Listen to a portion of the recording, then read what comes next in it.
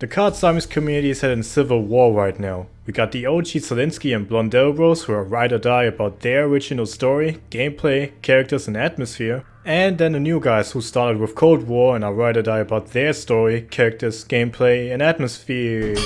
At least of what's there's left, to be honest. Alright, so this is what basically happened.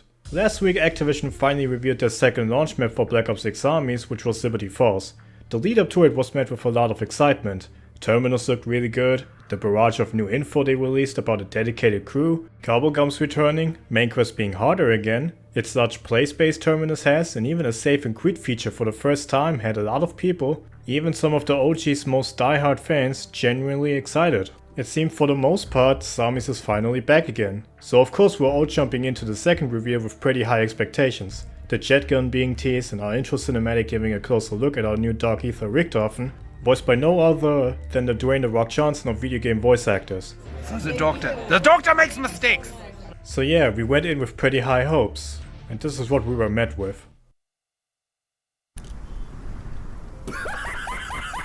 Rapid Response Team Alpha. There's not even a spawn intro or something, you just pop inside the map like that. Like, where's the sauce? Where's the mood? Where's the aura? So if you don't got no sauce, then you're lost. I know that this word aura has become annoying and completely overused and ruined by TikTok kids who use it on people that don't even have a fraction of the stage presence someone like Michael Jackson had. But there's really no other way I can describe this. It just looks really bland, bleh, mid. Like it's straight ripped out of Warzone or multiplayer. All the maps usually had interesting set locations, a strong color palette that made them stand out to be recognized easier.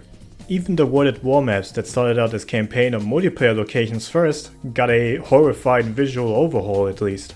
You also had some unique quirks or enemies not found on other maps that helped it build its own identity. Liberty Falls almost looks like a Warzone or Outbreak POI. Even if it's not the case at all. It's really a strong argument for how art direction can trump pure graphical fidelity sometimes. But let me clarify.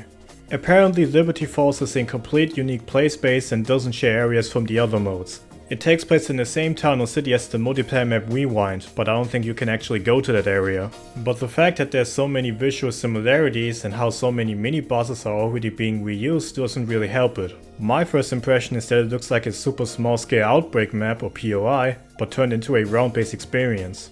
And maybe that's the point.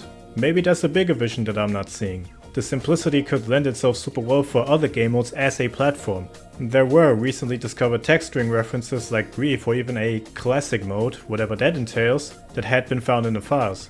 If it becomes a fun playground camo grind type map, then okay, sure, whatever. I can maybe look past how visually lame it looks. But we've had maps like this before and they did a better job at it.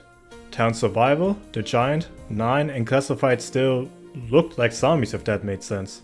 The goal apparently was to bring in more multiplayer and Warzone guides into Zombies by unifying its systems and looks. And I'm just wondering, was getting rid of its unique touch really that helpful to achieve this goal? How did the player base split between Black Ops 1 to 3 compared to Cold War look like anyway? The HUD is an important aspect, not just to convey information efficiently or add some sense of style, but also making sure it's not too cluttered so the in-game world can also get its own shine. There's a reason why you feel like your game looks better when you disable the HUD completely. You fully get to take in all the hard work the level designers, the art team and whoever else put into this map that you're currently playing.